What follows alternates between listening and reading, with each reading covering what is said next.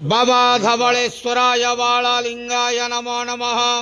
दीपं यदि वरं ब्रह्म दीपं यदि जनार्दनः दीपहरत मे पापो पूजा दीप नमस्तुते। धवलेश्वराय बालालिंगाय नमो नमः। संसार सुखी रखंतु।